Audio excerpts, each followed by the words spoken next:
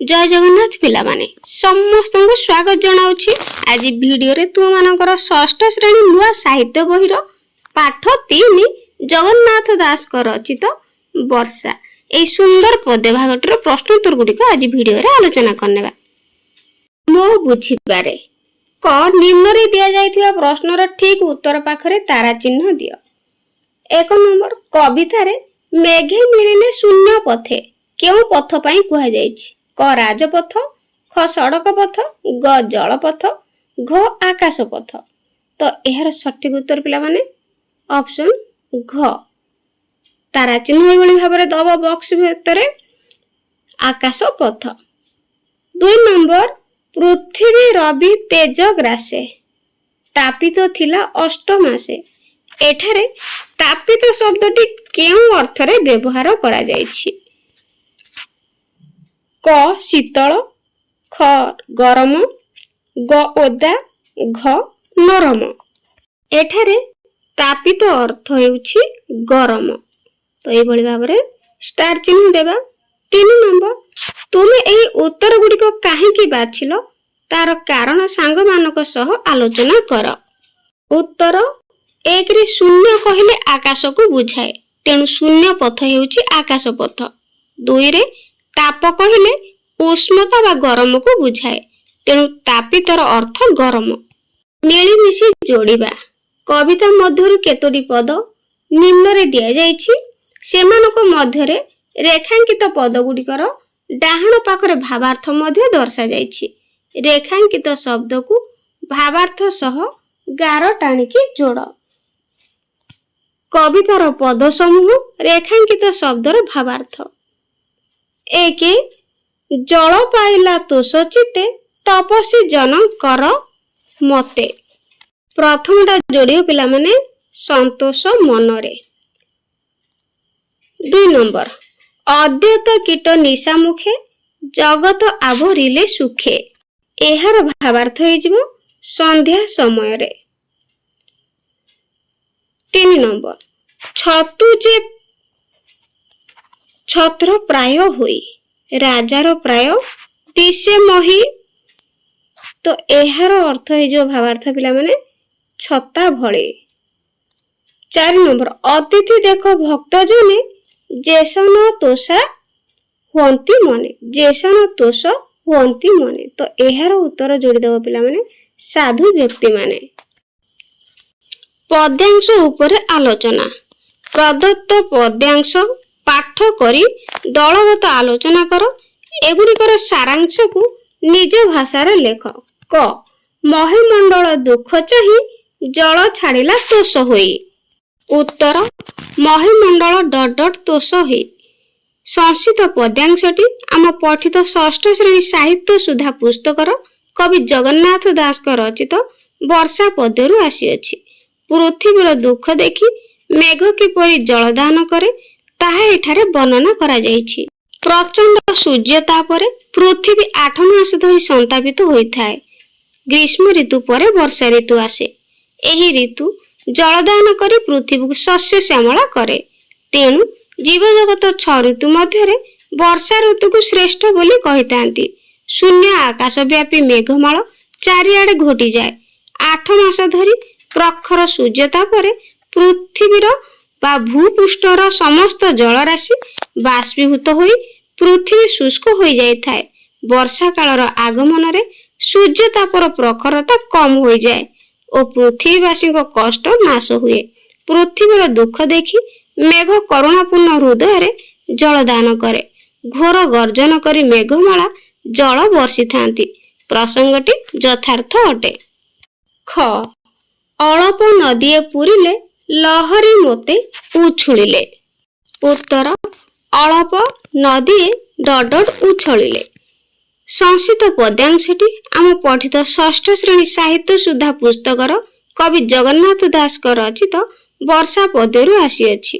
एठारे कवि वर्षा काल रे क्षुद्र क्षुद्र नदीर अवस्था संपर्क रे आलोकपात करिसंती। वर्षा ऋतु आसीबा मात्रे चारिआडे अनवरत वर्षा होइथाय।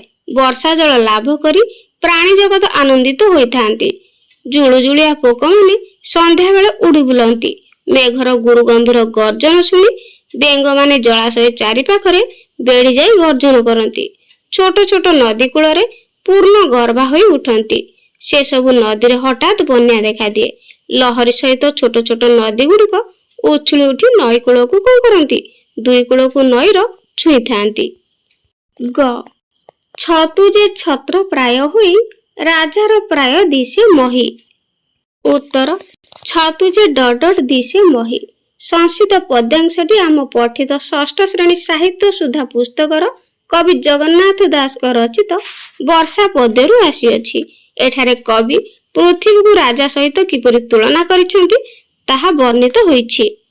ବର୍ଷା ଋତୁର ଆଗମନରେ ପୃଥିବୀ ଶସ୍ୟ ଶ୍ୟାମଳ ହୋଇ ଉଠେ। ପୃଥିବୀ ପୃଷ୍ଠରେ ବିଭିନ୍ନ ଶସ୍ୟ ରାଶି ଭରପୁର ହୋଇଯାଏ।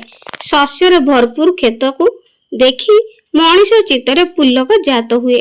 ଏହି ଋତୁରେ ଚାରିଆଡେ ଛତୁ ଗୁଡ଼ିକ ଫୁଟି ଉଠି ଛତା ପ୍ରାୟ ଦେଖାଯାଆନ୍ତି।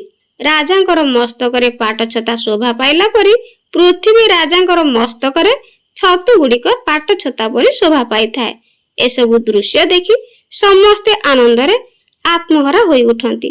ବାସ୍ତବରେ କବିଙ୍କର ଏହି କାବ୍ୟ ତୁଳନା ବେଶ ହୃଦୟସ୍ପର୍ଶୀ ହୋଇପାରିଛି। ଚିନ୍ତା କରିବା। କବିତାଟିକୁ ପୁଣି ଥରେ ପଢି ନିମ୍ନରେ ଦିଆଯାଇଥିବା ପ୍ରଶ୍ନ ଗୁଡ଼ିକର ଉତ୍ତର ଲେଖ। କ ମେଘମାଳା କିପରି ଭାବରେ ଜଳ ବର୍ଷା କରେ? ଉତ୍ତର ମହାଶୂନ୍ୟରେ ମେଘମାନେ ବିଜୁଳି ଓ ଘଡଘଡି ଶବ୍ଦ ସହିତ ମିଳିତ ହେଲେ ପରେ ପରେ ଭୀଷଣ ଶବ୍ଦ କରି ମେଘମାଳ ଜଳ ବର୍ଷା କରେ।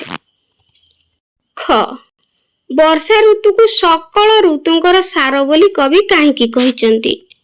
ଉତ୍ତର ବର୍ଷା ଋତୁରେ ପୃଥିବୀ ଶସ୍ୟ ସମ୍ପଦରେ ଭରପୁର ହୋଇଯାଏ। ବର୍ଷା ଋତୁର ଜଳଦାନ ଫଳରେ ବିଭିନ୍ନ ପ୍ରକାର ଖାଦ୍ୟ ଶସ୍ୟ ଉତ୍ପନ୍ନ ହୁଏ।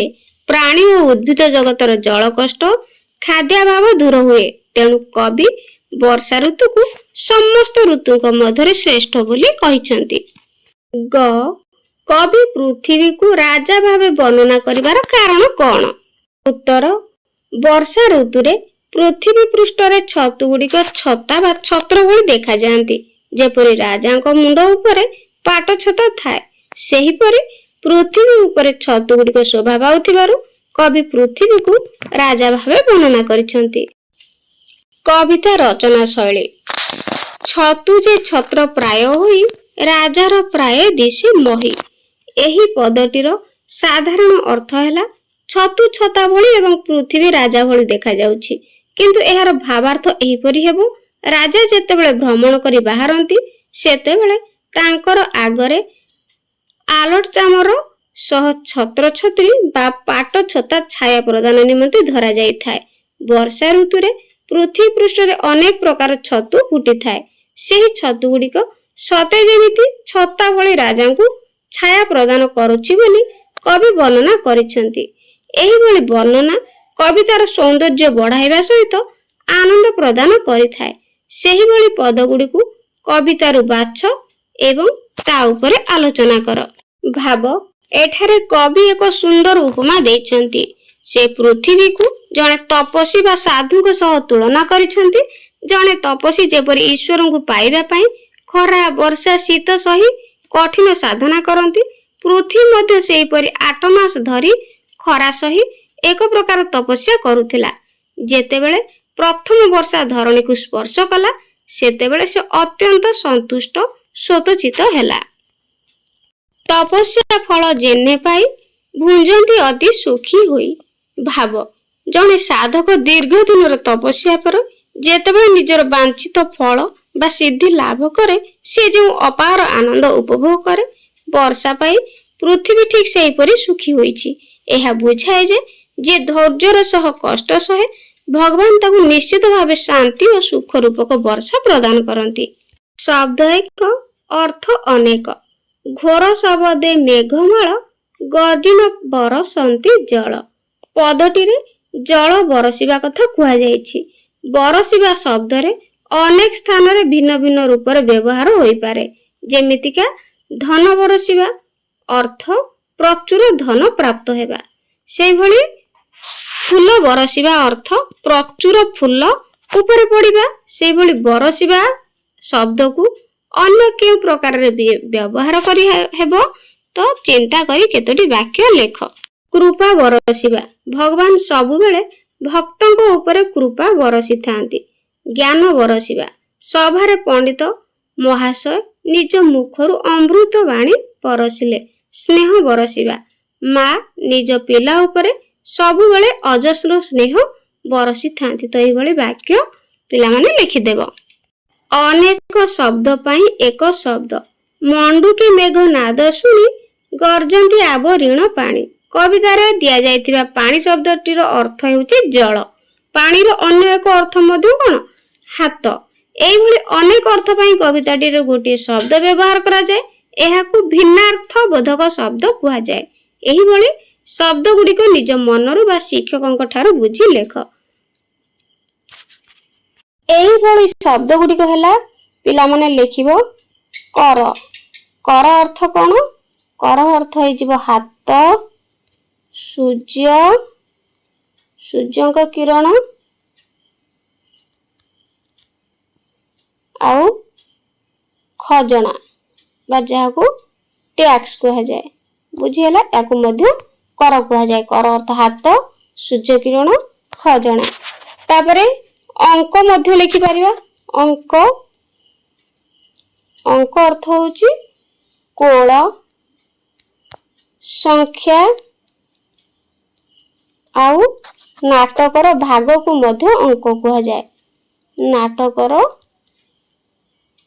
भाग को एभली लिखिदेव। तापरे अक्षर सारणी। अक्षर सारणी को शब्द खोजी अक्षर सारणी रु देख पिला माने एठी शब्द खोजिबा। ए गोटे होची अक्षर सारणी। शब्द खोजी कि निम्न प्रश्न गुड़िकर उत्तर देबा। क मयूर काहा को देखि नाचे। तो एठी देख पिला माने मे अछि घ अछि तेनु मयूर मेघ को देखि नाचे। ख कविता रे काहा को राजा बोली कहा जायछि।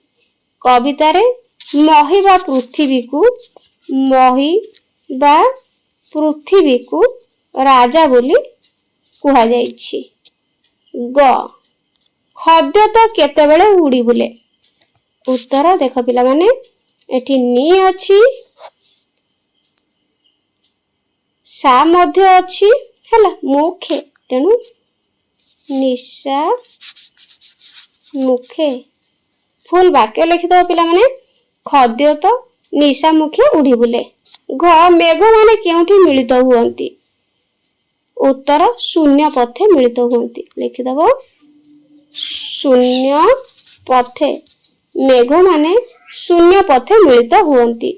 उहारे गर्जंती आभ ऋण पानी। एठारे किए गर्जिबा कथा कुहा जायछि। तो एठारे मंडुके